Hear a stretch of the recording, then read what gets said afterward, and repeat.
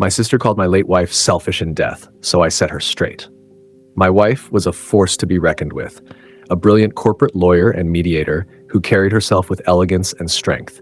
She had a wardrobe that matched her profession, sophisticated, powerful, and timeless. But cancer doesn't care about any of that. 2 years after her diagnosis, ovarian cancer stole her from me. The last 6 months of her life were unbearable. Pain, hospital visits, the quiet moments where we both knew the inevitable was coming. And through it all, my sister Sarah did absolutely nothing. She never visited, never checked in, never offered a hand. My wife didn't like her, and honestly, neither do I. She's selfish, entitled, and completely tone-deaf.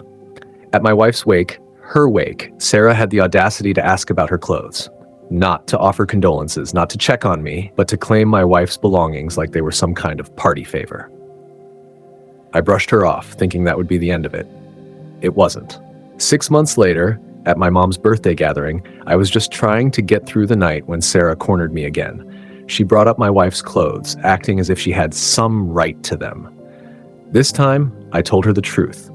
My wife had wanted her clothes donated to a women's shelter, one she supported for years. Her suits would go to women trying to rebuild their lives, facing court battles, job interviews, and new beginnings. Sarah's reaction? She called my wife selfish.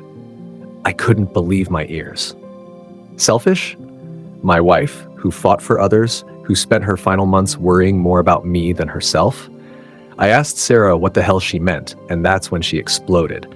She went on a bitter rant about how my wife always thought she was better than her, and how unfair it was that a bunch of strangers would get her clothes instead of family.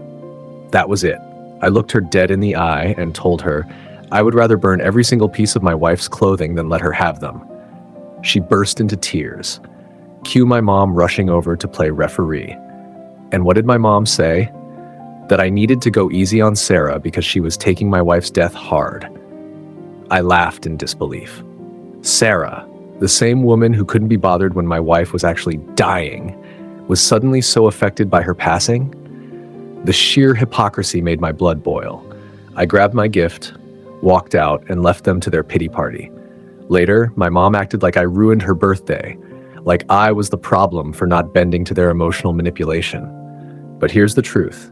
Those clothes were never Sarah's to take, and no amount of guilt tripping will ever change that.